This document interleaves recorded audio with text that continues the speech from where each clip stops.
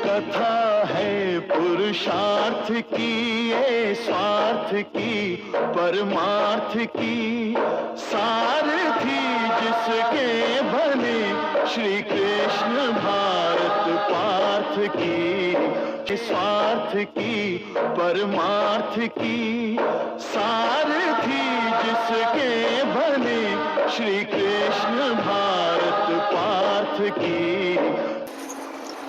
नमस्कार व्यूअर्स, और आप सब लोग कैसे हैं। आशा करती हूँ आप सब लोग अच्छे होंगे, स्वस्थ होंगे। आज मेरा श्रीमद् भागवत का पाठ अवश्य देखते होंगे। तो आपने शॉर्ट वीडियोस देखी या नहीं, कमेंट करके मुझे अवश्य बताएं। तो अब हम चलते हैं आज के श्रीमद् भागवत के पाठ पर।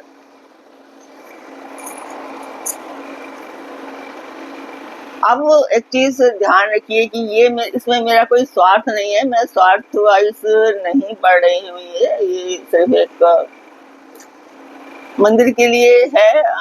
अगर कुछ वैसा आया तो मैं जरूर उसमें दान करना चाहूंगी। तो शुरू करते हैं श्लोक आज का। कर्मेंद्रियाणि संयमे यह आस्ते मनसा स्मरन् इंद्रियार्थान विमूढ़ात्मा मिथ्याचारः स उच्यते। तो इसका हिंदी रूपांतरण है कि जो मूढ़ व्यक्ति, मूढ़ बुद्धि मनुष्य समस्त इंद्रियों को हठ पूर्वक ऊपर से रोककर मन से उन इंद्रियों के विषयों का चिंतन करता है, वह मिथ्याचारी अर्थात दंभी कहा जाता है। दंभी वही है, अहम वाला मनुष्य, जिनके द्वारा मनुष्य इसके आगे भगवान कहते हैं कि जिनके द्वारा मनुष्य बाहर की क्रियाएं करता है, अर्थात शब्दादि विषयों को ग्रहण करता है, उन श्रोत्र, त्वचा, चक्षु, रसना और घ्राण तथा वाणी, हाथ पैर, उपस्थ और गुदा, इन 10 इंद्रियों, ये 10 इंद्रियां हैं। 10 हुई ना, 1 2 3 4 5 6 7 8 9 10, 10 इंद्रियां हैं।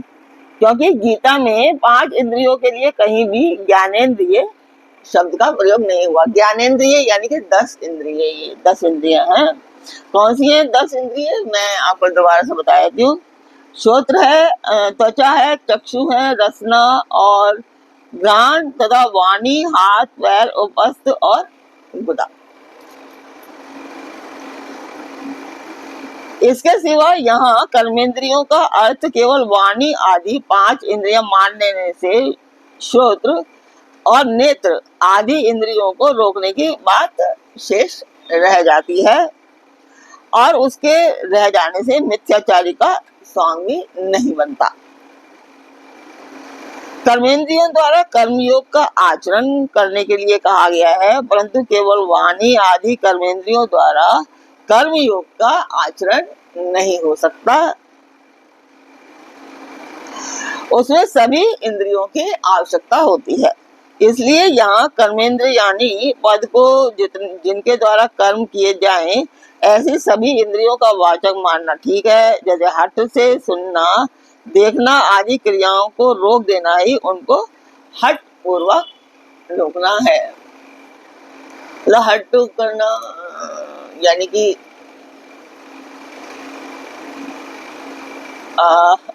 जोर जबरदस्ती करना, हट करना, जिद करना, हट करना मतलब। आगे कहते हैं कि वह मिथ्याचारी नहीं है। यहाँ पे एक क्वेश्चन होता है कि यदि कोई साधक भगवान का ध्यान करने के लिए या इंद्रियों को वश में करने के लिए हठ से इंद्रियों को विषयों से रोकने की चेष्टा करता है, मतलब कि अगर कोई साधु है और वो अपने जिद से इंद्रियों को रोकने की कोशिश करता है, मन करता है कि हम ये करें और वो नहीं करना चाहता है, और उस समय उसका मन वश में ना होने के कारण उसके द्वारा विषयों का चिंतन होता है, तो क्या वह भी मिथ्याचारी है? मतलब कि जबरदस्ती अगर वो करता है तो क्या वह मिथ्याचारी है?